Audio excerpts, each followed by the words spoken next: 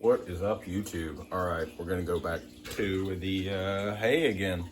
Some people were asking questions about that. So what I'm gonna do, show you all the product I'm using. I'm just using Oxbow. And this started because I was using compressed rabbit food, a little hay block. It was about, I don't know, 6 inches long or so. So I used that on the Isopods a couple of times, and I said, wow, I think I'm liking the results of this. They were always eating it. So I went with this. Seems to last a heck of a lot longer, like 2 years longer. So let's get on with that. I'm gonna cut some of this up. It is just me. I don't have anybody to record for me, so I am gonna do this in little segments, show y'all what I do. I just take a pair of clippers like this, clippers I use on all my plants, and I cut this down. I don't want the big threads or big strands like this, because it becomes too much. Yeah, it's just, bugs can't move through that as well. So I can kind of control, put it on one side versus covering the whole enclosure.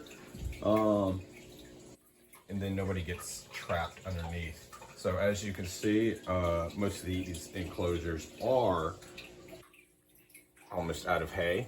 They do all need it, and I'm gonna layer it just like I always do, like I have in my first video, and then we'll move forward. Now, all these round enclosures are more humid, like way higher humidity. I haven't been able to control it as well. I kind of messed up somewhere over the summer. No big deal. It's just gotta dry out a little bit before I can really soak them down or spray them down again. Over here, you can see a lot more hay still left in here. These are cubaris. I don't know if the cubaris just eat them less, or there's less springtails, or if it's because of the humidity that I was just speaking of. With all this dryer on this side, I think they're eating it just slower, which isn't a big deal. Doesn't bother me much. And you see up here, these are my purple ghost cubaris. Yes, sorry about the mess. Chicken Little. Oh my gosh. Yeah, I gotta get all that. Anyway, so this is the purple ghost. They eat it at a much slower pace. I guess the cubaris, again, eat hay slower, but as you can see, they do eat it. They're multiplying, and again, this is where I'm getting my whites. All my Neceto Archangi or whatever they're called. They're actually a cubaris because, well, I wouldn't have them if they were anything else. Because I haven't bought anything else. I've only bought purple ghost, rubber duckies, the Armadillidium maculatum, and the magic potion. And then everything else came from me mixing in wild genetics. So everything top shelf is pure, no mixing. Everything down here is my little project stuff. Yep, today I was playing Super Woden GP2. My brother got it, so we're kind of gonna compete a little in scoring and stuff like that, invitationals. All right, y'all, so let's get on this. Let me cut this down, show y'all what we're gonna do, and I'll layer it for y'all. So, after I've broken up the hay, the Oxbow hay blend, this still looks like just as much. Really, it doesn't go very fast. So we break it up in just a little bits like this. They're not super long. We don't want everybody getting trapped, but you see where everything is. These are the magic potions. I believe this was the first one. Yes, that was my OG group. I think this was the high yellow, and really I haven't been working with it. I've just been feeding them, especially after our AC went out over the summer and we lost. So this was the ones with a brown spot, and those are not mixed. I have a black spot down there, over there. I don't know, somewhere over there. And I think those may have died off over the summer. I keep feeding, expecting, some of these to survive. But when temps were peaking, like 94, I had to cut off lights. It wasn't very good. Anyway, so what we're going to do here, we're going to get all these open. We'll do this one first, because this was the dwarf white that I had. Yeah. And I don't really feed these much. Those are dwarf white isopods. They just don't die. you see what they do to the hay. The hay just kind of lingers. They don't really finish it off. It will stay strands for a very long time. But obviously, they must be eating it off because it's not thicker layered than what it is. So, we then take some of this, and really I should have cleaned my hand after touching their substrate. I water on label side. We want to push this over here, and you got something like this. We'll even put that on top, just kind of in the air, hanging on top. They seem to like eating the grass that's underneath something. So we'll get these out of the way because those were, it says maculatum. It was dwarf whites that came with the maculatum when we caught them. So we toss it up here like this. And even got bird seed there. I got a dust. So we put that all the way up, and it just gets left. Like I said, really, I should be watering to some extent, and I guess I will. I took the lids off. I got a spray bottle. So like I said, I spray label side. Give it a little more spray. That way it actually sprays the substrate instead of soaking down inside. So I will spray cork because I like wet cork for them. See, I don't have nearly the numbers I had. Like, these things were way more dense, and you can see they're starting to look like they're drowning out. But these were the brown spot. You can see right there. So these are faded. I didn't really work on their yellow. These are my original AV. They've just been left to do their thing. You can see they still got a rich yellow line. And these were where I put the brightest in the beginning. The brightest yellow. And I don't know if it is brighter or not, but it's definitely there. So that was like, what, 3 years ago when I started this? Last year was when the AC went out, and I lost like 2/3 of each group. And it was all of these containers. I didn't lose numbers there. I didn't lose them in there. That in there. That I don't remember. But it was only these containers. And it's because of the airflow, the type of airflow. The rest of the year it works fine as long as we got, you know, AC under 85 in the house, or in the reptile room, I should say. So now we got and those two sprayed. We'll make sure we get this one sprayed. I do not like spraying the hay. I think it looks really crappy when we spray the hay. It molds quicker. There's a moth. I'm going to show you that too. So we keep getting these little, I don't even know where he went. Anyway, keep getting these little moths. So what did I do? I started putting the moths in here. Why did I do that? The crested seems to like the moths. Like, he actively hunts the flying insects. So it's like, heck, I'm already getting moths in these things. Why not make a culture, and then I can put whole container in there, and they can fly and whatever. In fact, I think I'm gonna put some hay up there so it'll help promote the moths in that. So it's gonna be filthy in here. I would not pick up anything off your floor. You don't know what you've tracked in on your feet. You don't know what you dropped. If I dropped some dwarf white on the floor and they just got, you know, pushed over in this in my activity, I don't want them going into another setup because it really does hinder what's going on with the specific species. So I'm probably not going to be able to record this whole thing. I need to speed it up what I'm doing rather than jabbering with y'all. As you see, this is all I do. Last time I didn't cut or break up enough, and this time I want to make sure I do. Okay, so does this mean I don't have to feed any fish food? I don't believe that is the case.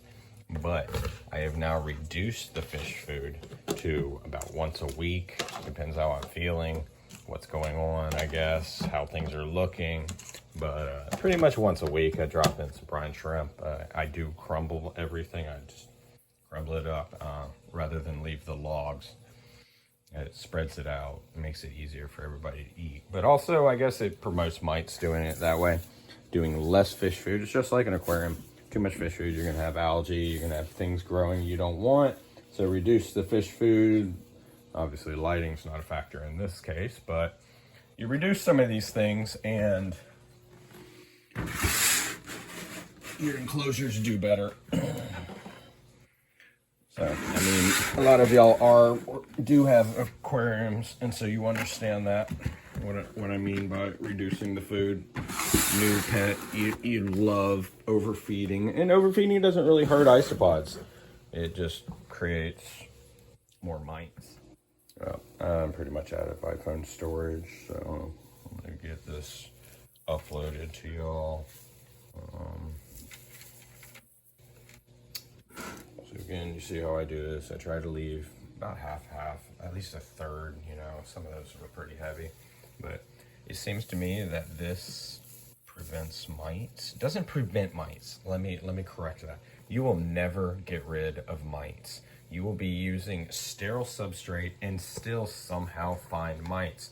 Be it some fruit you put in there, be it some outside plant, even after rinsing, I don't know. But really, these things are damn near impossible to get rid of, to whatever species. You got the little black ones that are like a domestic soil mite, and then you've got the white ones that are like a yeah, like another type of domestic, like, or not domestic, why do I keep using that word? It's just another type of mite that eats organic material. A prime example of mites. I think some of that is just debris. That right there's a mite.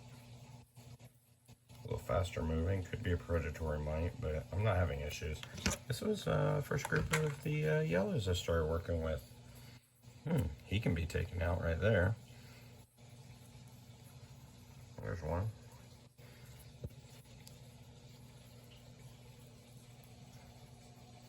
There's some high yellow. Doesn't sound like there's a whole lot in here. But we're gonna feed them just like all the rest. But there's definitely mites in there, so just to give y'all an idea. It's also a higher humidity. The sides are looking dirty. It's spiders.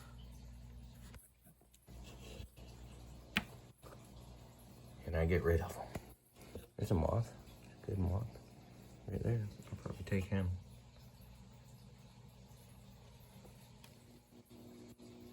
And then there's some of the people in this group or watching this video are going to say, oh, he pulled most of that out. He didn't leave all that in there. Oh, that's not true.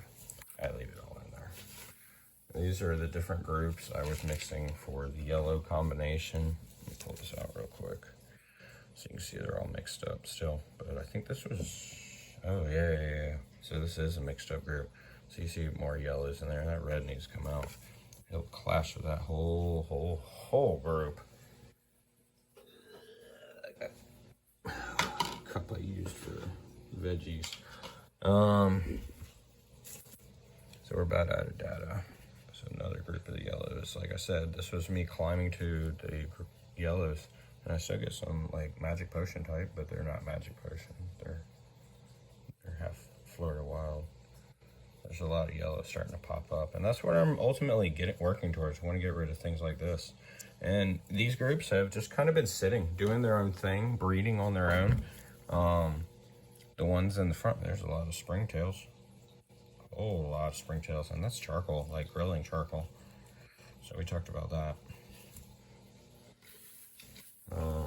There's not as many isopods in here as you see. There might not be any, but something's eating this stuff, so I'll put a little. I'm not going to do those as thick, just because, plus I'm almost out of hay. Used up every bit of my stuff. Mush another spider. Get lids on these. All right, that last group I did forget to spray. Or was that group? I went back and sprayed, even though I said I hate spraying the hay. I didn't want to miss one of them. Spray label side again because of water buildup, stuff like that. I don't want to wipe these down every time. I do that every couple of months. Oh, you guys want to see the reds? These came from the same wild. that I started with. They were just a red variant. And that kind of evolves into different things.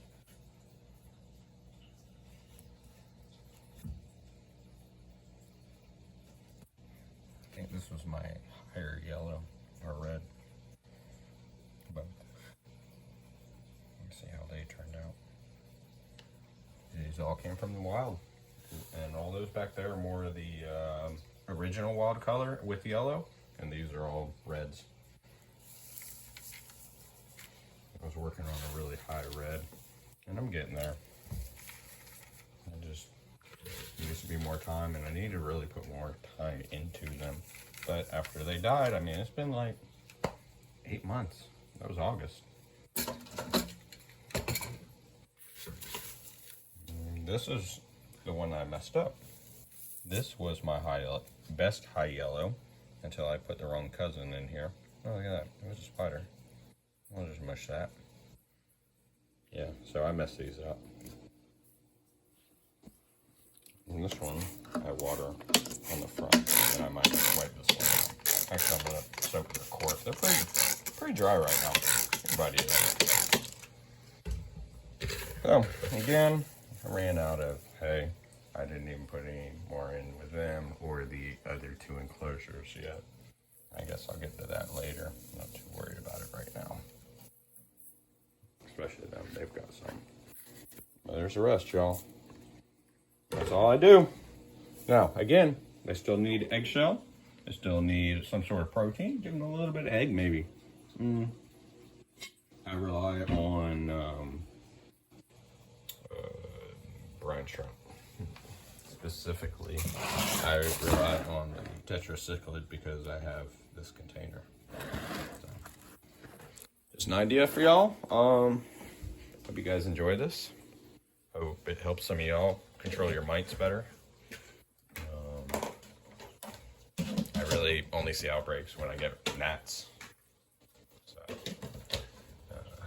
food, I guess, is only minimal. They love fruit. Mites love fruit. They love the high protein fish foods. So if you can stay away from those as much as possible. Green peppers, things like that, they might seem to like. I want to say they don't like the oranges, but that's not 100%. I just haven't really noticed them on the orange peels as much. So oranges, I mean, offer vitamin C to your isopods too, and any animals that you might feed isopods to or have in the enclosure. So, all right, y'all. Thanks for watching. Like, subscribe if you would, if you enjoyed this. And I'll have you more content. It's about to be warming up, and hopefully we can be able to get out more this year. All right, y'all. I'll see y'all later, and have a good afternoon.